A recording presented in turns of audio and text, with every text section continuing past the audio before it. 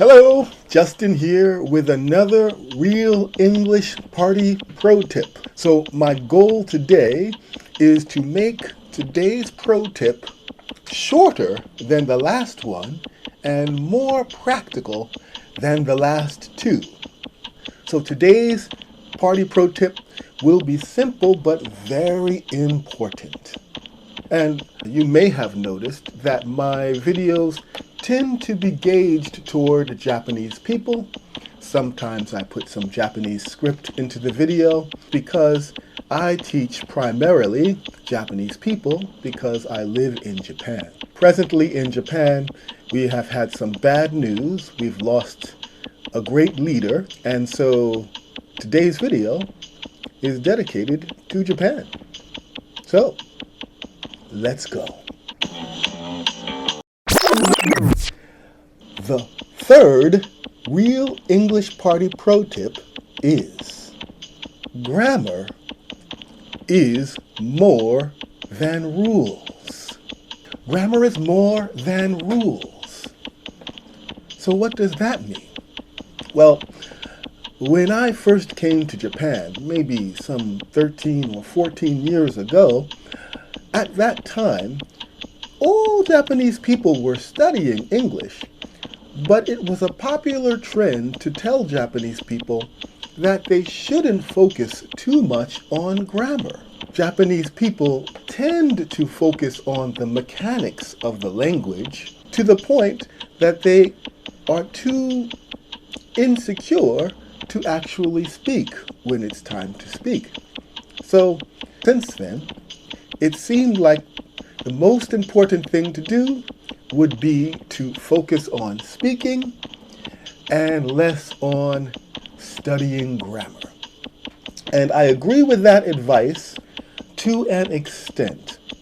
However, we really can't speak without grammar.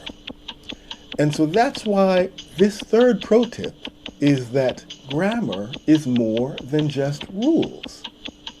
When you're in school studying a language, you study grammar so you understand the mechanics of the language, so you understand how it works.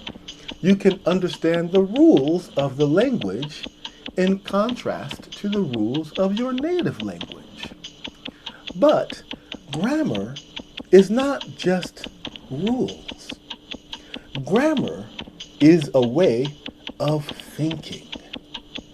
And that's very important to understand, because when you want to speak a language, you want to think in the way that those language speakers think. I'll give you one strong example for this pro tip. Many Japanese people know that English speakers find the subject of the sentence to be most important. And for that reason, every sentence begins with the subject. Now, Japanese people don't find the subject of sentences to be very important.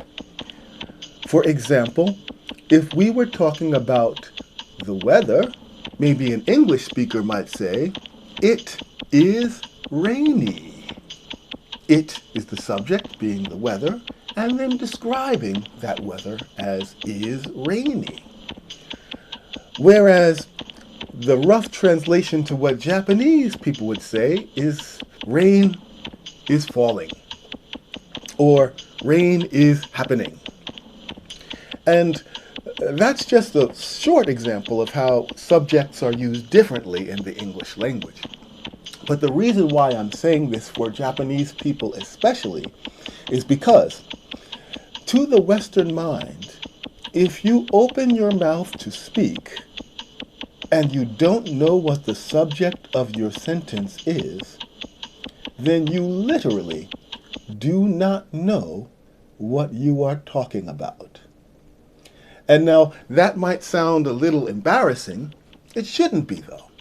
All it means is that the Japanese habit of speaking and the Japanese way of thinking is that it doesn't matter so much what causes things to happen. It matters most what is happening. And From the Western perspective, it's the opposite. What matters most is what is causing things to happen, not just what is happening. So, if you are speaking, you must be thinking first of a subject of your sentence. The subject can only be one of 6 things. I, you, we, he, she, they.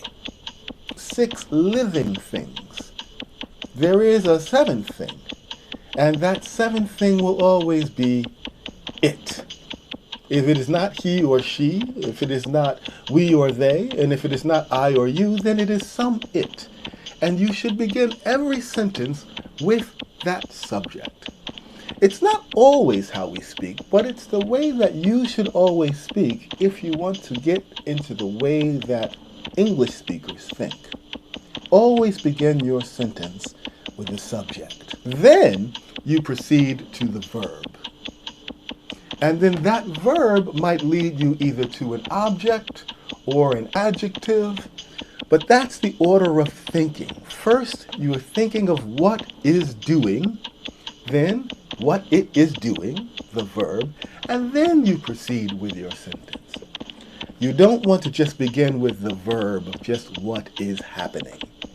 In that way, you do not know exactly what you are talking about, according to an English speaker's mind. Okay, so if someone is asking you a question, you can always rely on the subject of your question to be the subject of your answer. So for example, if I say, "What did you do today?" Well, the subject of that sentence is you. So that means your answer should begin with I. It doesn't have to, but that's the easiest way to determine what the subject of your answer should be.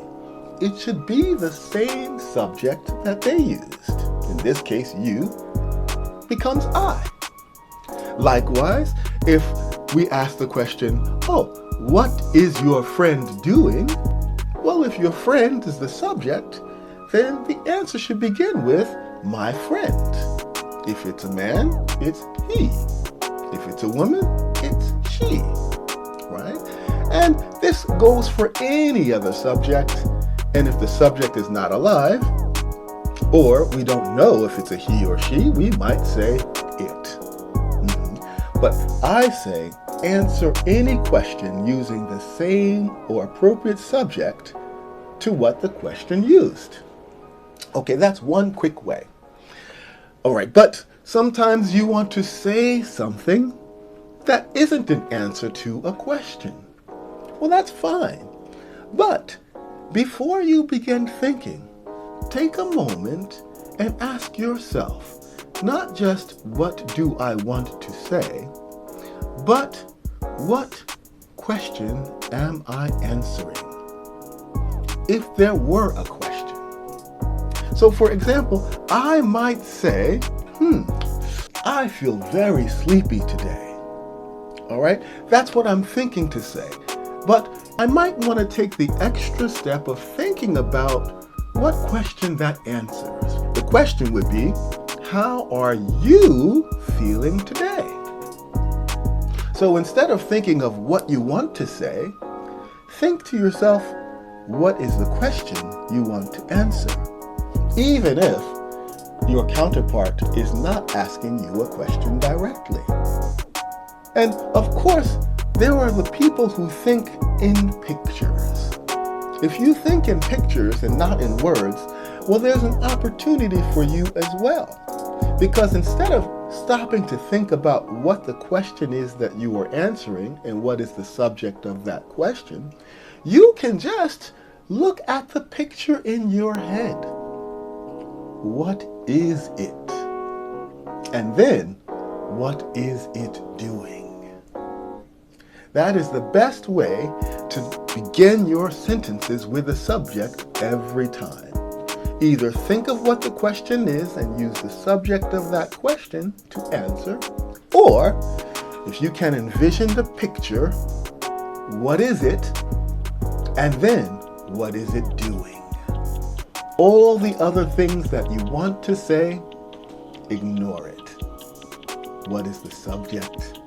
What is the subject doing? That is today's pro tip. Grammar is not just rules. It's a way of thinking. And when we think in English, we can communicate in English more fluently. Hopefully it helps. See you next time at the Real English Party. Bye for now.